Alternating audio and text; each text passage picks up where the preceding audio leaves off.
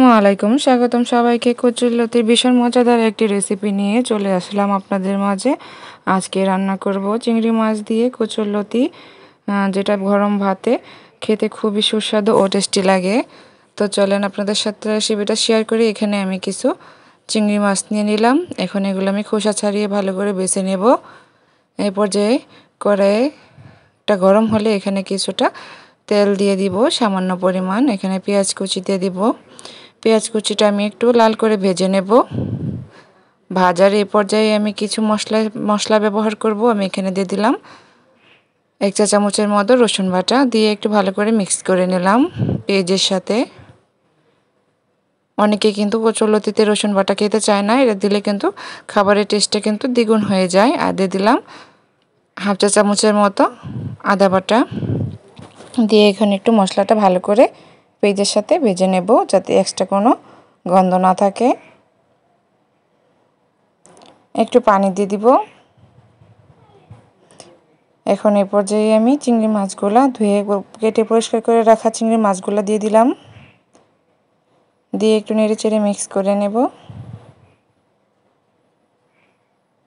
একটু হালকা ভাজা হয়ে গেলে এই পর্যায়ে আমি শুকনো উপকরণগুলো অ্যাড করব। এখানে আমি দিয়ে দিলাম 1 চা চামচের মতো মরিচের গুঁড়ো, 1/2 চা চামচের মতো ধনিয়ার গুঁড়ো, আর দিয়ে দিব 1/2 চা চামচের মতো হলুদের গুঁড়ো। হলুদের গুঁড়োটা আমি বেশি ব্যবহার করব না, বেশি ব্যবহার করলে লতির কালারটা কিন্তু চেঞ্জ হয়ে যাবে, যেহেতু আমি একটু সবুজ সবুজ রাখার চেষ্টা করব। আর এই পর্যায়ে একটু পানি দিয়ে দিব, মশলাটা যেন ভালো করে মশলার মাছ যেন কষানো হয়ে যায়। সবগুলো একসাথে মিক্স করে ঢাকা দিয়ে দিব। একটু কষানো হয়ে গেলে এর মধ্যে আমি দিয়ে দিব স্বাদ অনুযায়ী লবণ। লবণটা দিয়ে একটু নাড়াচাড়া দিয়ে মিশিয়ে নেব। লবণ দেওয়ার পরে কিন্তু আমি একটু ভালো করে কষিয়ে নেব।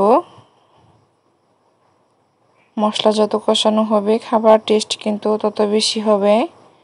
কষানোর এই পর্যায়ে আমি এখানে কেটে ধুয়ে পরিষ্কার করে রাখা আলুর টুকরোগুলো দিয়ে দিব, দিয়ে এখন মশলার সাথে মাছের সাথে ভালো করে মিক্স করে নেব। সামান্য পরিমাণ পানি অ্যাড করব আলুটা কষানোর জন্য। এই পর্যায়ে আমার আলুটা কষানো হয়ে গেছে, আলুটা অনেকটা সিদ্ধ হয়ে গেছে। এর মধ্যে আমি কিছুটা পানি দিয়ে দিব। এই পানিটা কিন্তু আমি ভালো করে গরম করে নিব।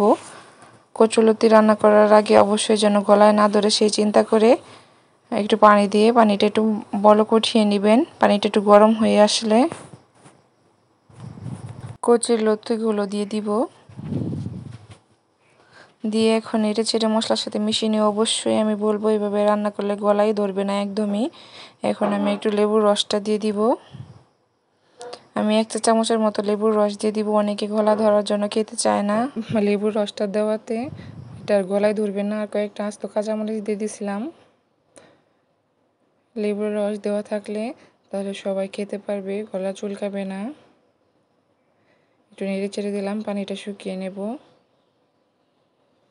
অবশ্যই খেয়াল রাখতে হবে যেন লতিতে পানি বেশি না হয়, তাহলে কিন্তু লতিটা গলে গলে যাবে। রান্নাটা আমি শেষ করলাম। দেখেন আমার রান্নাটা কতটা লোভনীয় হয়েছে। এইভাবে কচুরলতি রান্না করলে আমি 100% শিওর যে সকলেই মজা করে খাবে। সবাই ভালো থাকবেন, সুস্থ থাকবেন। আল্লাহ হাফেজ।